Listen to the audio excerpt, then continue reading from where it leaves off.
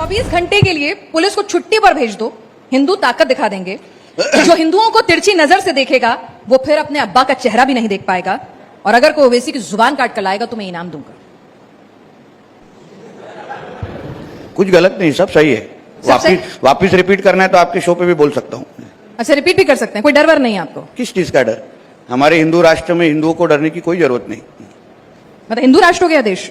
हिंदू राष्ट्र ही है। अच्छा, जहाँ 90% 90% लोग अगर हिंदू रहते होंगे तो हमारा देश हिंदू राष्ट्र ही है। तो फिर वारिस पठान अगर कहते हैं कि आप 2 टांगों पर आएंगे, मस्जिद में घुस जाइए, फिर आपको स्ट्रेचर पे भेजेंगे, तो वो भी सही कह रहे हैं फिर? ठीक है, जब भी एक दिन मस्जिद में जाऊंगा तो देखते किसके 2 टांग बाहर आते हैं उसके बाद।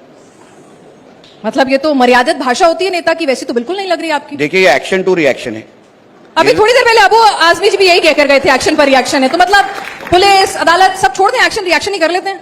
पुलिस का काम करेगी, मगर एक हिंदू अगर आप हमारे त्योहारों को हमको मनाने देंगे नहीं, हमारे गणेश चतुर्थी के मिरोनों या प्रोसेशन पे अगर आप पथराव करेंगे, हमारी मूर्तियां तोड़ेंगे, हमको हमारे त्योहार हो, हमारे अलग अलग तरीके से जो हिंदुओं की जो पूजा पाठ हो वो हमको अगर आप करने देंगे नहीं, और उसके सामने आपकी जितनी ईद और मुहर्रम की जो जुलूस निकलते हैं उसके ऊपर अगर किसी भी तरीके का अगर आपको रुकावट नहीं आती, पथराव नहीं आता, तो फिर अगर आप हमको अगर करने देंगे नहीं तो फिर कभी ना कभी आपकी ईद या इस अलग जुलूस को भी कभी कभी तकलीफ देनी पड़ेगी। मुंबई में तो बहुत शानदार गणपति उत्सव होता है, और उस जुलूस पर मुस्लिम समाज के लोग जो है पुष्प वर्षा भी करते हैं लालबाग के राजा पर।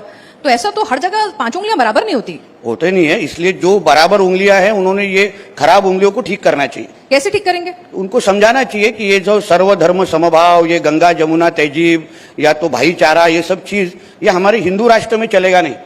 हमारे हिंदू राष्ट्र में हिंदुओं का पहला हित देखा जाएगा और उसके बाद बाकी सबको। तो देश संविधान से चलेगा या हिंदुओं के हिसाब से? इसलिए बोल रहा हूँ, डॉक्टर बाबा साहब अम्बेडकर जी के संविधान में ही लिखा है, सबको अगर हक देना है, जैसे हमको सिखाया जाता है ना, वैसे उसी तरीके के जो हमारे त्योहारों पे पत्थर डालते हैं, जो अलग अलग चीजों से हिंदुओं को तकलीफ देते हैं। अभी इस तरीके की सिचुएशन आ गई है कि अभी आपने कुछ हफ्ते पहले नाला सोपारा के एक सोसाइटी के अंदर हिंदुओं को बोला गया कि तुम नवरात्र का डांडिया नहीं कर सकते, आपने नवरात्रि की पूजा पाठ नहीं कर सकते।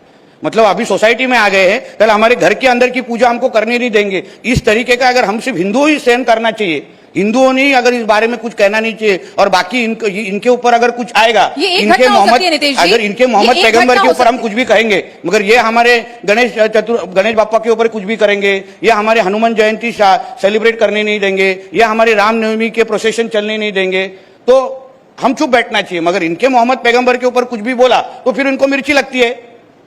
तो जैसे अगर आप उनकी अपेक्षा है कि हम सहन करें तो फिर उन्होंने भी सहन करना चाहिए, फिर हम भी बोले। तो इसलिए मैंने शुरुआती में आपको कहा ये एक्शन टू रिएक्शन है, उतनी बात है।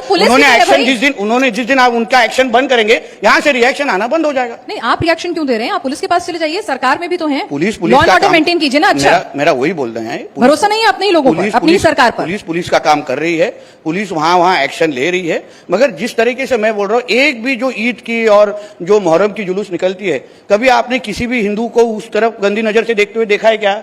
कभी उसके ऊपर कभी पथराव का एक भी इंसिडेंट आपने इंडिया टीवी पे चलाया है क्या?